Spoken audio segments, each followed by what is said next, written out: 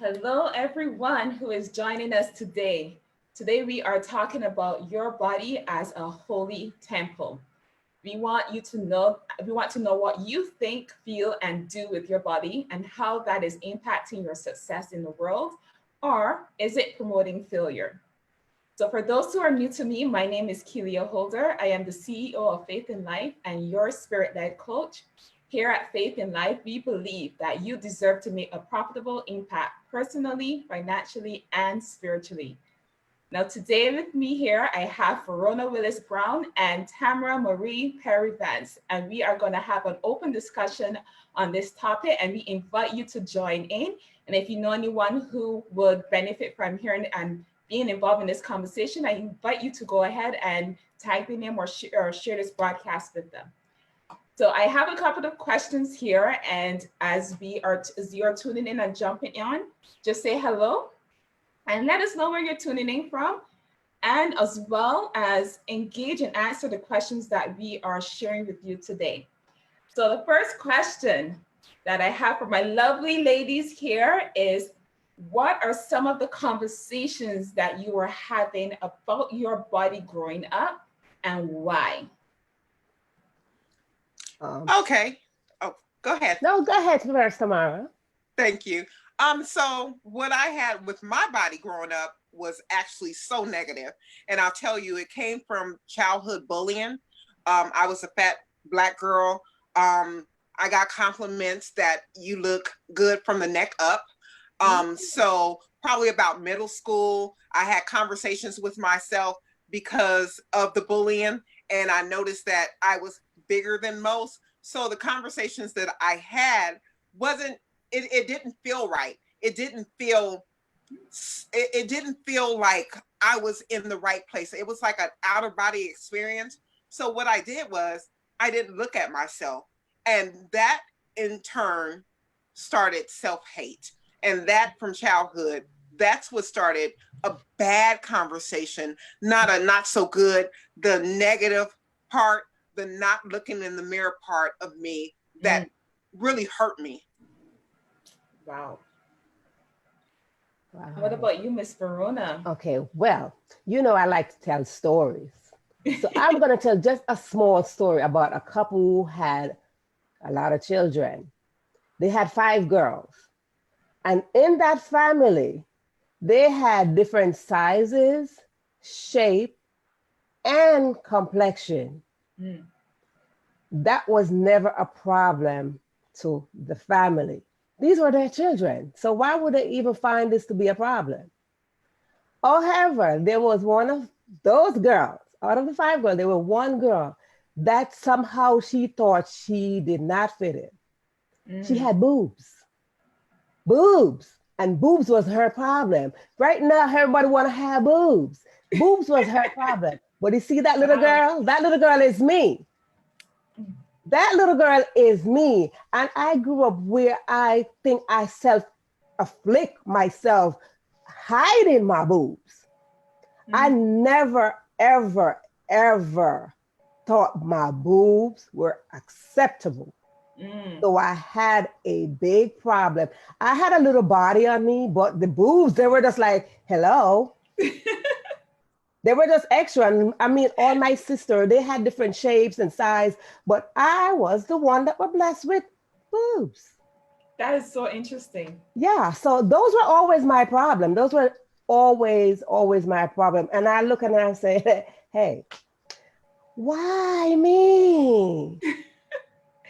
I didn't have that problem. Like, I grew up with my sister, and she's a total opposite to me. I'm skinny. She's more on the plumper side. She developed earlier than I did, and so like, but I grew up in the Caribbean, and so in the Caribbean, people have a different view about body types.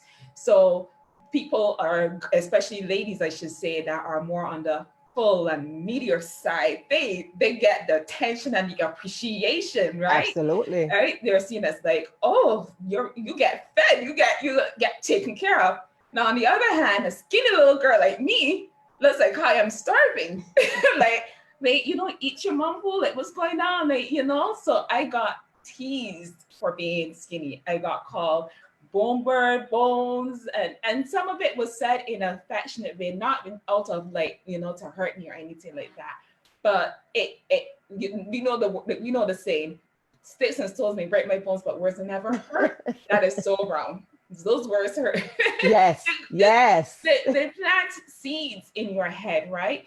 And so yes. I was always very self-conscious about my body, very self-conscious growing up. And I came to Canada like when I was a teenager. So I had my whole life of growing up as a teenager with that whole like, you're skinny, you're saying like you can't wear certain clothes and all of this and being self-conscious, to come to a country where it was like the total flip side. Like people like are skinny or like looked at it as like, oh my goodness, how you stay so skinny? What are you doing? What do you eat? And that was like weird and new to me. Like I'm like, oh. Like even if I remember a time when I went to the gym, like I signed up to the gym with my roommate. She wanted to release some weight for herself, and me, I just wanted to support her and just be healthy, like to try to be healthy, because I never was active like that. But I got looks, I got stares, so I felt uncomfortable working out. So it's weird how we can think of our body, and that's based off a lot of like what is going on in around us. Yeah. So that's a very Yes. interesting perception you have of your thing. And you, Tamara, you had the opposite of that. You come for culture where it's like, ooh. I'm going to the Caribbean. I'm going to the islands. Yes, they're going to love me. Yes. Yes. Girl, you will get lots of loving. It is totally different. Yeah. Thank you. And I even remember a funny story I had. I saw this girl that grew up in around our area. She was, they called her olive oil. Olive. You ever watch Papaya Olive? Absolutely. She literally looked like olive oil, because she was so tall and skinny. And I was like fearful. Please don't let me get that tall. Please don't let me get that skinny. But that is the conversations we have. So absolutely. I think that it really goes with the culture. Yes. And so, like I stated, I've moved from West Coast, California, and their idea of the way someone's supposed to look versus outside of New Orleans, Louisiana, is totally different. But all in all, you have to accept yourself. And that probably is in the next question. yes. Right. Yeah. Like, I'm like, I think I'm ahead of the game too. I'm like, yeah, that's the whole. So now thinking of how the conversation you had with yourself growing up about your body, how has that changed now? What kind of conversations do you have about your body now today, and why has that changed and shifted for you? Well, thank you for that, Shiro. I've lost 145 pounds. I was 313 pounds. Woo. So with that being said, everybody's like, oh, that's great. That's great. You look good. You look good. It is a mental thing, not an outside thing, but an inside thing. And so for me, I had to do the mirror work. I had to go in front of the mirror and talk to myself. I had to appreciate everything that was on my body while I was losing weight, not when I lost the weight. Yes. And so I had to do a lot of affirmations and self-talk and hey girl, you look good today. That's right. I did this with no clothes on. I did this because I did it on a purpose, because sometimes we want to look good in our clothes and we can hide stuff, hide the stomach, hide things. Yes. But when you're absolutely nothing on and you're naked and you're vulnerable, and at that moment, that's what helps you with yourself. And it was a time where I couldn't wear tank tops. Hated tank tops because I hated my arms. I have stretch marks. Started in middle school. Started with bullying. They called them worms. Now, these beautiful worms, they're on my arm. I gloss them up with lotion. I gloss them up with oil. Yes. And you're going to see these beautiful arms. You're going to see these beautiful worms. Because as if I complain, I remember people that are amputees with no arms. Yeah. I remember people that don't have legs. I run every day. So when I closed my complaint department and it became, like I say, my season is here. So I appreciate my scars. The word in the Bible says, you know, through your scars, and Jesus had scars. Remember that on the cross? Yes. And I don't want to start preaching, but the scars is what make you. The scars is what help you. The scars is what develop you. And if you can draw and get into your scars and appreciate who and whose you are, you will have no problems. That's right. Walk in confidence. Yes. Yes. Thank you for that. That's powerful. Yes. See, that's the thing. Like when I look at my sisters, and this is where her problem is. We compare ourselves.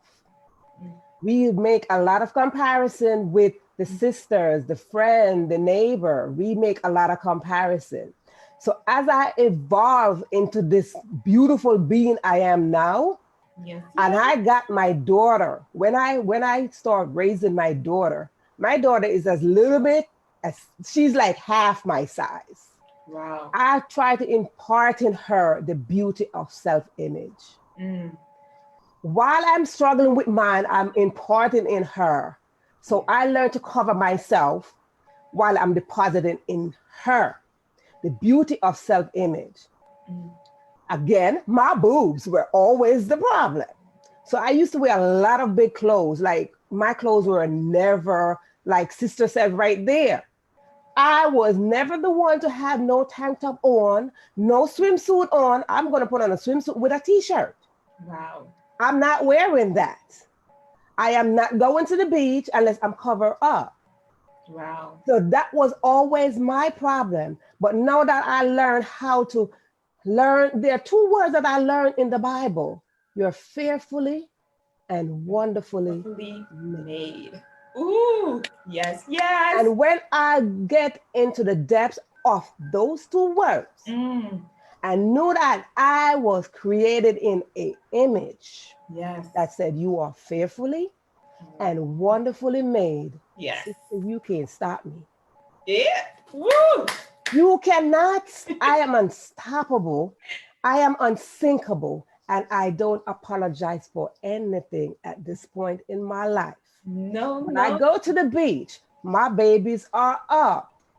And I work my babies. Yes, we are going to be showing what we have. And I look at every one of us as a garden.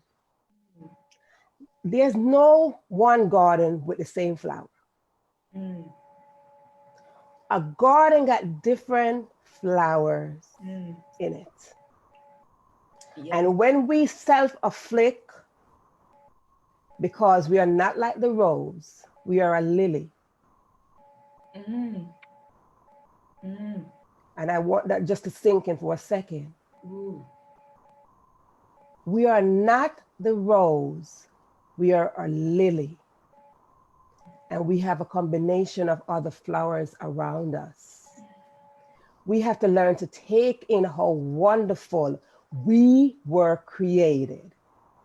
If we should look at the entire universe and said, we all should look the same, that's going to be a problem.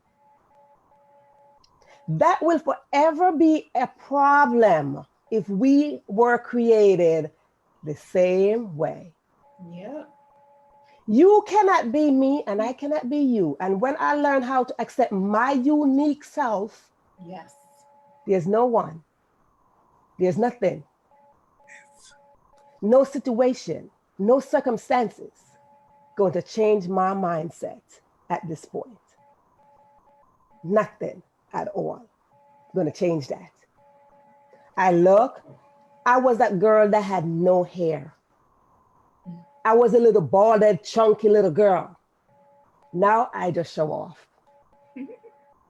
And I say, excuse me? What? No. No, you will not speak to me because you will not put me at a level where I am not thinking I am wonderfully and fearfully made. Yes. Awesome. So those are powerful, powerful conversations that you ladies have had from the past to the present now. Yes. So given your journey and how you've gotten here, what is some advice that you would give to other people, especially other ladies out there who are struggling with their own personal self-image? Thank you. Thank you, Shiro. And one thing I do is I wake up and I have an I am book. I journal because I said it's the inside, not the outside, that you need to work on. Confidence starts from the inside. Yes. So I make the I ams first. When I first started years ago, I probably had about 2 or 3 I ams and was like stuck. Now I can do 20 to 30 a day, and it gets me going. It gets my energy going. And then one thing, my advice is, if you don't like it, work on it. Yeah. And then it's not going to happen overnight. It might not happen. 145 pounds and come off in a month. You didn't put it on in a month, so it's not going to come off in a month. Be kind to yourself. Yeah. Love yourself, and work on yourself with patience. Yes. I know it's very hard because we have the internet and we have things that happen in a second with the smartphones, but enjoy your body, enjoy the journey, enjoy the weight loss journey.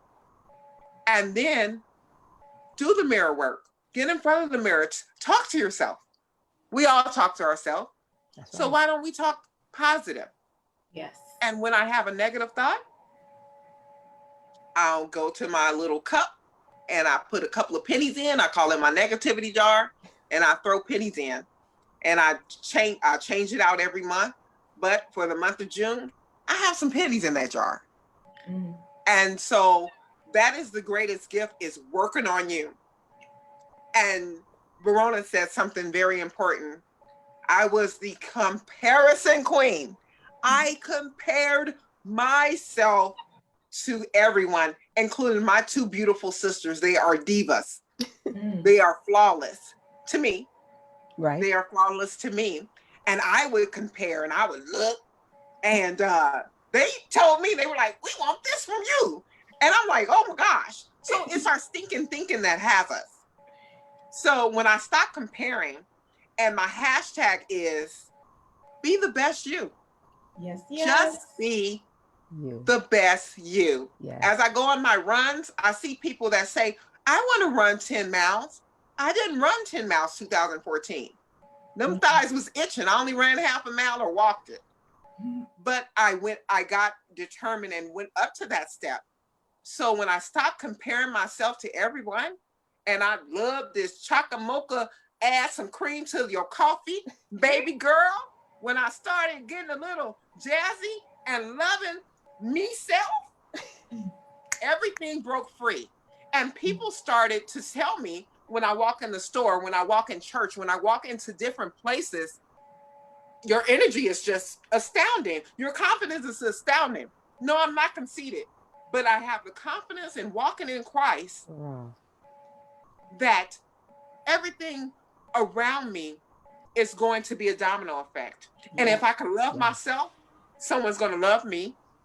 And then in turn, they love themselves, or work on themselves, because they can see my story and where I came from. And it's a continuous thing for me, because I want to leave a legacy of love, light, and peace, even with my body. Yes. Yes. That is Yes. beautiful. Yes. Queen. Yes. Thank you for Queen, you are. Queen, you are. Let me tell you, I am a youth mentor. A youth mentor. And I look within myself every day and said, what is it that they see? First of all, I look at myself and say, what do I see? And I see just a simple, beautiful being. And this is what I am trying to get my youths to understand, that you are simple, beautiful. You are unique. You are not the next person. You cannot be the next person, and you will never be the next person. And that next person can never be you. At no time, shape, or form, they can be you or you can be them. Be you. Search for you. Go inside and search and find you. Search that peace area. There's a section of peace that must comes from within. When you go in and find that peace section and you take in that person that you found in there, don't let nobody break that. Don't ever let nobody break that. That section of peace is what evolves. And that's what inspires. And that's what motivates. And that's what encourages others. That you don't even have to say a word around anyone. You don't have to dress up in the most fabulous outfit to say anything to anyone, because that piece of who you are, who you have become, will radiate to just about those you have not met as of yet. Yes. Because it will ignite something to someone else. It's like the Queen just said, it's a transfer thing. It's a domino effect. It's a domino effect that when you accept you, it goes with self-acceptance. It goes with self-love, self-acceptance. And when you look at these two words, you have to dig deep to find the real meaning of those words. Dig deep, dig into that and find those meanings. It's so funny that I am writing my second book, and these are things that I am throwing in there. And the Queen just said the word conceited. It's not conceited, honey. It's called self-love. Awesome. It is called self-love. And if you don't love yourself, somebody else loving you is going to be very difficult. If you don't accept yourself, someone accepting you as their partner or their company or their friend is going to be a very difficult task. So it all starts with finding the unique you. Awesome. I just took some couple of notes. Trying to be a diligent student here, just summarizing some of the key things the ladies were talking about. And I love some of these points, especially like if you go back, even if you like, it's amazing. Like nothing is new under the sun. Like there's nothing new. And in God's word, he says, there's two commandments Jesus gave us. Love the Lord with all your mind, body, and soul, and love yourself, love your neighbor as yourself. But in order for you to love your neighbor, you got to first do what? Love yourself. Yes. Right? Yes. So if we have issues with our self-worth, then we are not loving ourselves. Then how can we go and love our neighbor? Because we can't, as Tamara said, we can't transfer something we don't have, right? That's essentially what she said when talking about she loves herself, she can transfer that onto someone, and maybe that they can get a boost to love themselves. So key to shifting the conversations that you're having, you gotta first love yourself. How can you go about doing that? Tamara gave us some great tips. The mirror work, like have that conversation, look at yourself, without all the things, with all the fancy clothes that covers it up, or the special little things that you can pull up and suck in and thanks. No, suck it in. Bear it all and have that time where you love and appreciate yourself. And I like the fact when you said to Mira, when you say you were having that conversation before you saw the result that you wanted, before you saw the weight loss. Because if you're not, as what the Bible says, if you're not content with what you have, how can you expect more?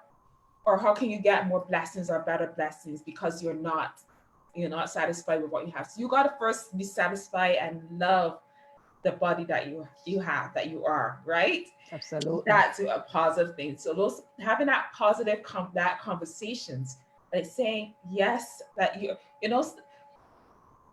I get that some people see it as, but I don't believe it. It's not real. It's not, like I'm lying to myself.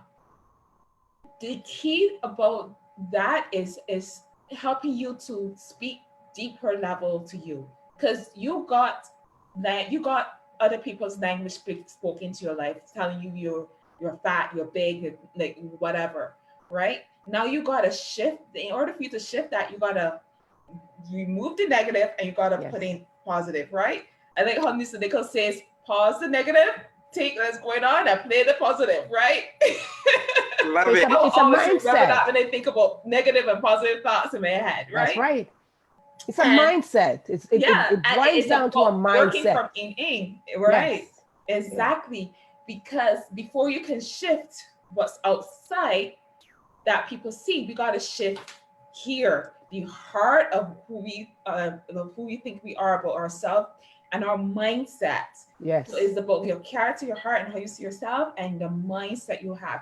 Because if you are thinking, "Oh, I'm ugly, I'm lame," and you're trying to work out, and you're trying to find a workout routine, or you're trying to follow some diet, or you're gonna fail because your mind is saying, girlfriend, we ain't, we ain't doing that. No, We're not doing like that. you're fat, you're Yes. ugly, we're like, why do we need to do that? Right? Yes. So you're self-sabotaging yourself if you're one hand fighting your negative thoughts, you're playing the negative thoughts over and over, and you're trying to actively do something different. You gotta merge the two. Yes. Merge. Yeah. Like join as one. It's like a marriage.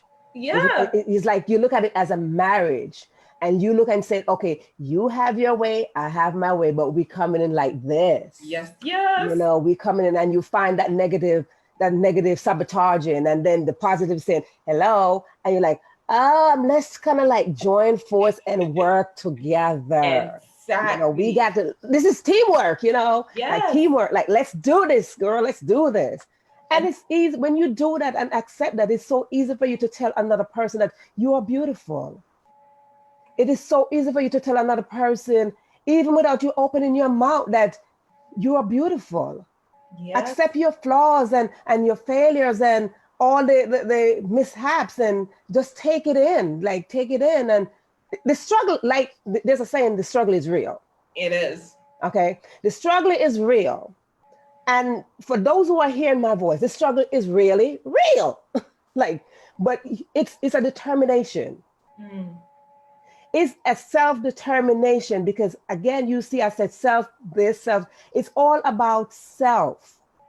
And it's self-determination. As the queen said, she lost 140 pounds. Am I correct? 145. Yes. Thank you. 145 pounds. She threw away 145 Yeah. pounds. Threw it away. Okay, she didn't even lost it, because you lost something, you might find it again. Okay, Exactly. so She she didn't released lost that. it. She threw away 145 pounds. Okay, and for her to throw away 145 pounds, I know somewhere inside of her, she's feeling a sense of a different kind of sense of happiness, Mm. a sense of just like, hey, like I just throw away that, and I'm not even going to go back and get it. Like, Nope. and that's called self-determination, where she's saying, I'm not going back to get the 145 pounds. I don't want it back. And Exactly. when you make that self-determination, you got to decide how you are going to keep that. Mm. How you are going to keep that self-determination, how you're going to feed that. Yes. Because it goes according to how you feed what you decide. Your decision based on how you feed in that, and it's going to grow according to how you feed it. Mm-hmm. So when you are determined, I am determined that I'm not going to get my 145 pounds I throw over there in the garbage. No, I'm not going to get that. The garbage truck came and got it. You're not going to be running behind the garbage truck like, hey, bring me back my 145 pounds. You're not going to do that. So it goes where you're going to decide, what am I going to put in my body? Yes. How am I going to maintain this? Mm-hmm. What And am I that going to do to maintain this whole being? and it's This new being, this feeling, this vibe. So how am I going to maintain that? You know, what are we going to do this? And it starts where, like I said, it's mindset, but it goes according to, again, your diet. What is it that you're imparting in your mind as well as your body? mm-hmm. Remember, you're a holy temple. It's the whole being. It's a whole being. So you're gonna like, okay, my mindset, like, all right, I'm gonna do this. But how are you maintaining that? Well, I know one way you can maintain it if you follow Tamara on her Her Facebook page. mirror She motivates you. strategy. She shows you. She does a workout, and you see her like pouring sweat. So, like, I highly encourage you to follow her. And Yes. if you want some Thank encouragement, you want you. someone who's gonna uplift Thank you in so this. much. Yes. Yes. Yes. I have a happiness journey that I do Monday through Friday on Facebook Live, and you're welcome to join me. Tamara Perry Vance. I have it ready for you. There you go. Yes, yes, Queen. That listen. And when you do that, I think that's like the bravest thing to do. Thank you. Yeah, you gotta pray before you get on Facebook. You gotta pray before you do this thing, because just accepting ourselves in our clothes is a problem. And then to accept yourself naked, the nakedness is just a clear door, clear window. It's open up the real you. Yes. The real you. You ladies are brave ladies, and I thank you so much for in this conversation. Thank you. I hope that anyone that is tuning in, catching this on the replay, jump in the conversation. If you have any questions, like how do I do with this? How do I deal with this? Because we know there are challenges in this journey, but put them in the comments so that our guests here can come back and share from their own experience and how they deal with certain stuff like that. And I'll encourage them to drop their handles in the comments so you can always easily check them out. And before we go, I'm just gonna have Tamara and Verona both just say how you can connect with them more and what they're up to. You can connect with me. I'm Tamara Marie Perry Vance. You can catch me on Facebook. That would be the best place. And then I also have an Instagram page, and it is called Happiness, HAPPY_NESS. Happiness. Because we all need to live a happy life, a faithful life, a peaceful life. Amen. And in return is I want to give you my energy, because like I said, we can all do great things by being the best you. Yes, yes. Yes. Yes. So my name is Verona Willis. You can find me on Facebook. You see Verona Willis Brown, or on Instagram, Verona Willis Brown.